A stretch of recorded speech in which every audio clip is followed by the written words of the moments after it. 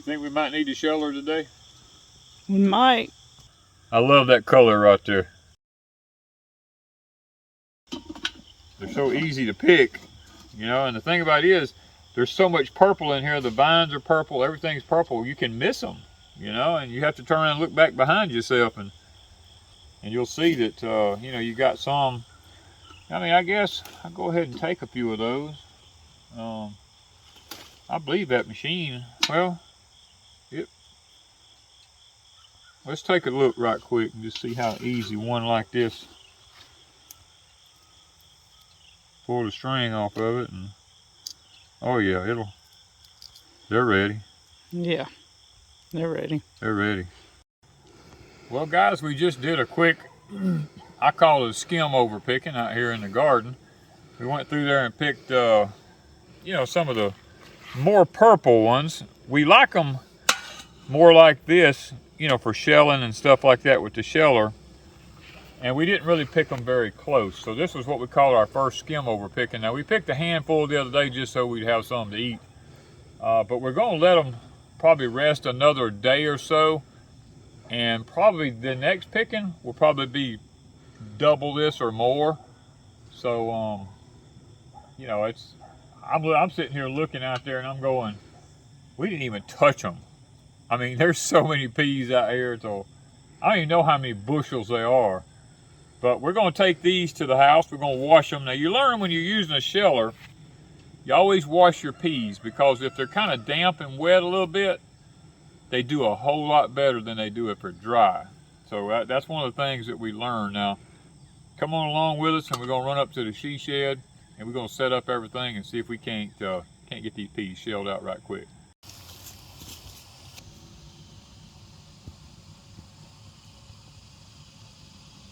Starting to get a little color. Yeah, some of them starting to get some orange on them. There's one right here, this big old one right here. You can tell it's not as dark green as it was, that one there. It's getting a little orangish, a little bit of a yellowish tint to it. Now both of these are key lime trees, but now these aren't turning yet. They're still kind of dark, the sun's hitting them. But now this other tree that's beside it here, look at them. These are turning a yellowish color, like a lemon. It's pretty awesome. Yeah, they'll probably start being ready here before long. And these are the Louisiana oranges. Now they are, actually, they're not as dark green as they were. They're starting to turn a light pale green now, which is what they do right before they begin to actually start turning orange. And you can see them.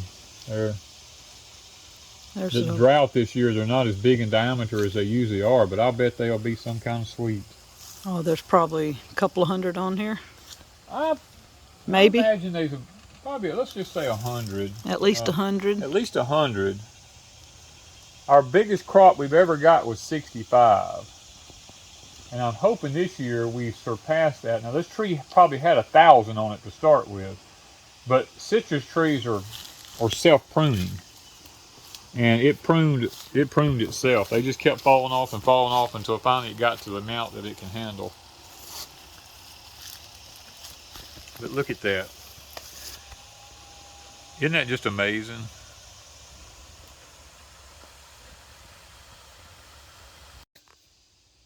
Oh, this Wanda's hummingbird plant is, I think it's about to take my lemon tree over. But look at the lemon.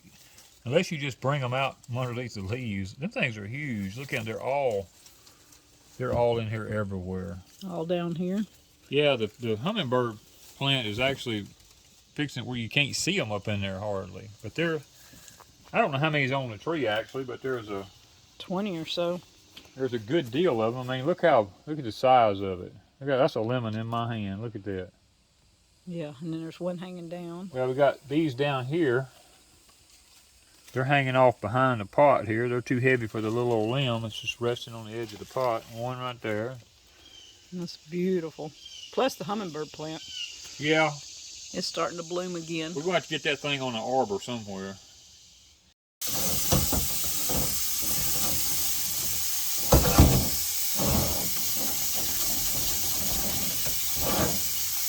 that over. Spray them.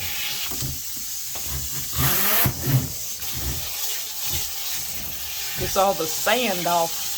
Yep, that's the beauty of living in the deep south, is all that sand.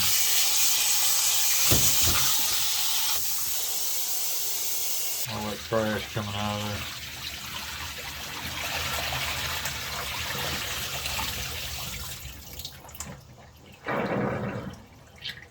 The beauty of the she shed.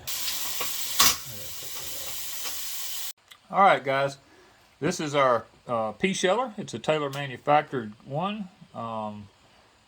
You can still, I don't know if you can still get these or not. But there's the address and the phone number. Yep. This thing is probably 30 years old. My mama and daddy had it years ago because they ran a fruit stand, and we would pick acres of peas and bring them in, and some people didn't want them shelled, some people did want them shelled. Those that did want them shelled, my brother that was paralyzed in a wheelchair, that's what he sat there and done. He would sit there in a wheelchair and he would shell these peas for people. So Mom and them had this thing for years and years, and then when they got where they couldn't garden, I purchased it from them to use on my farm. Now I will tell you some things about these if you go to if you happen to get one.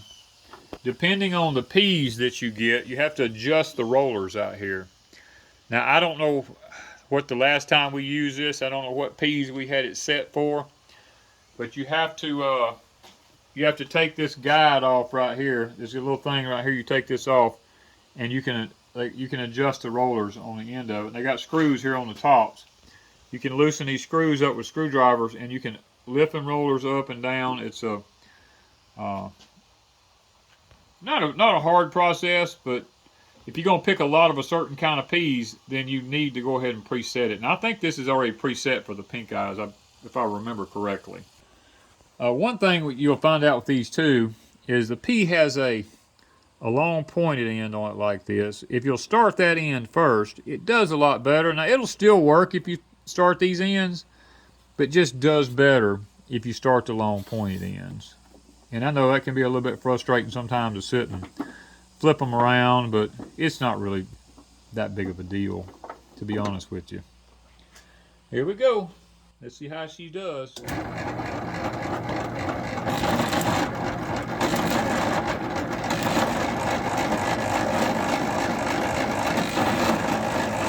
you'll have to touch them a little bit.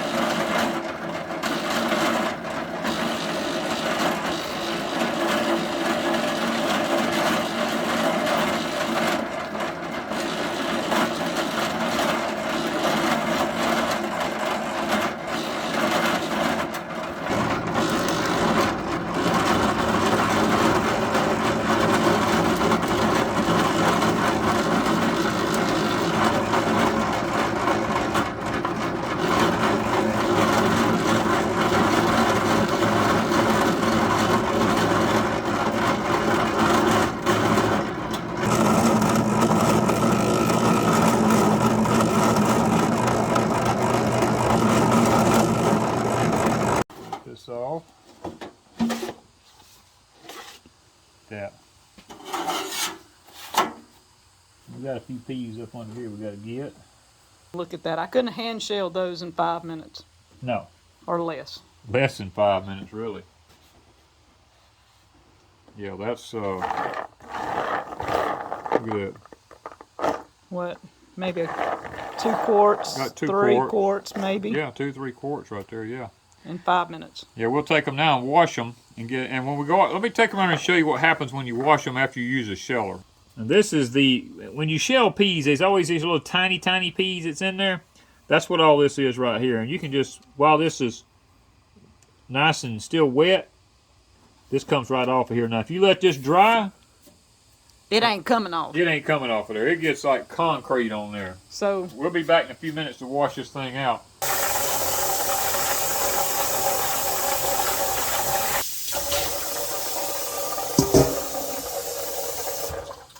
Alright, I usually take my peas and run around in a circle like that, and then you can grab in the middle.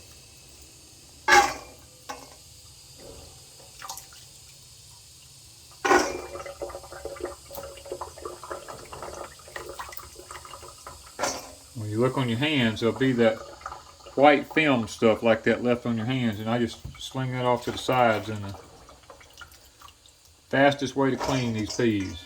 you might have to do it a couple of times, but anything that's left does come when you're boiling them comes to the surface. Yeah, come see how See all the junk? all the junk. You just fling that off to the side. And if you let the water be still, you'll see all the husk and the junk in there. See how that's, like right in here especially, that's thick, heavy stuff. Now, if you was a mind to, you could run it through a strainer, but this takes care of a bulk of a lot of the stuff. When you cook your peas, you ever notice when you first start cooking field peas like this, there's a thick, like when it starts boiling, it's like a real thick scum comes to the top. That's what this is. This eliminates a whole lot of that scum. And it doesn't get it all. And you can take the rest off. Yeah, it makes it skimming it a whole lot easier when you start cooking.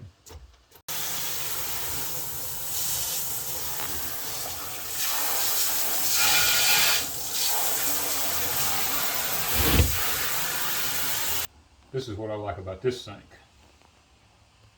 Makes life easier, don't it? I can pick that little basket up out of there. And the chickens will like that. Put it in one of my white buckets over there. You can go wacko over that kind of stuff. Finish washing it out, get the rest of them in there.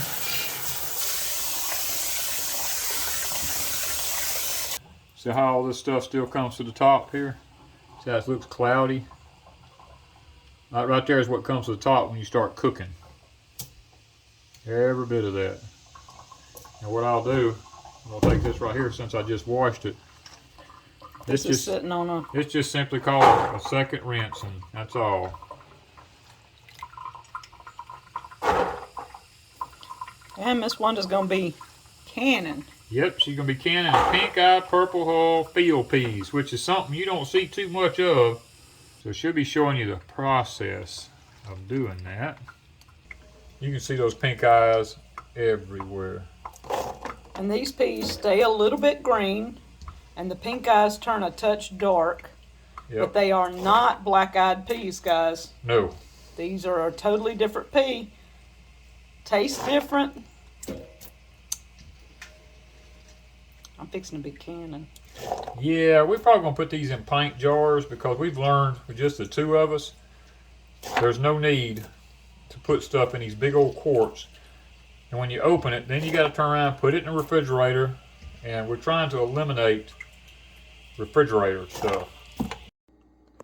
It's kind of late in the evening, but I need to process my peas.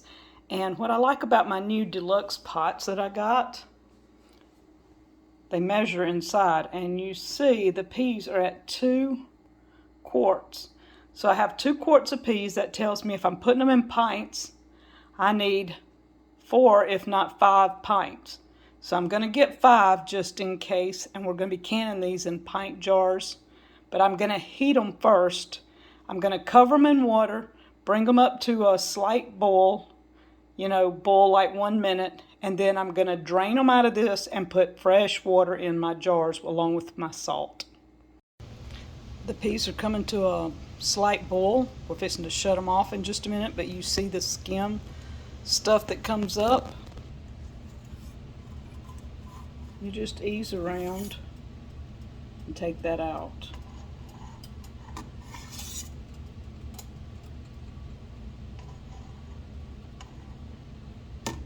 And if you're real easy,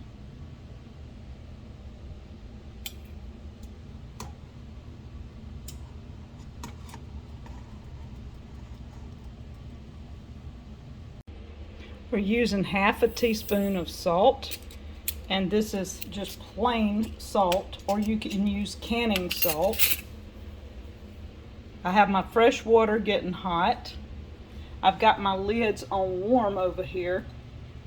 The peas are ready to turn off because I don't want them cooked. I just wanted them hot.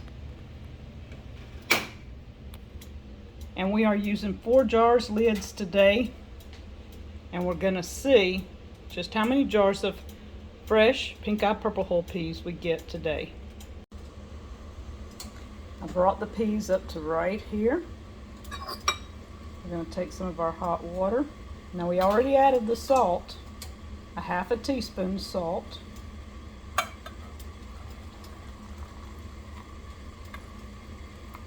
And right there with the water. And we're going to debubble. You see the bubbles coming to the top?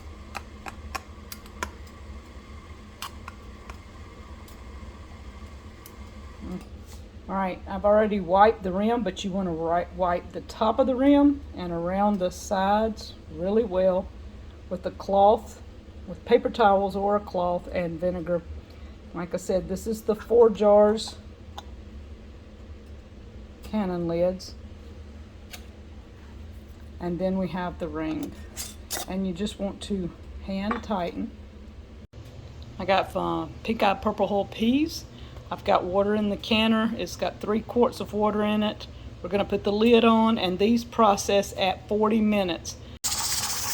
Okay, so I'm going to start turning this down. We want it at about a 5 on the stove. No more jiggling than this. If it gets to jiggling too much, I'll turn it down again. The timer, 40 minutes. 5 pints of pink-eyed purple hull peas. All 5 4 jars lids sealed. Thank you guys for joining us today as we shelled and canned pink-eyed purple hull peas. Thank you from Deep South Homestead.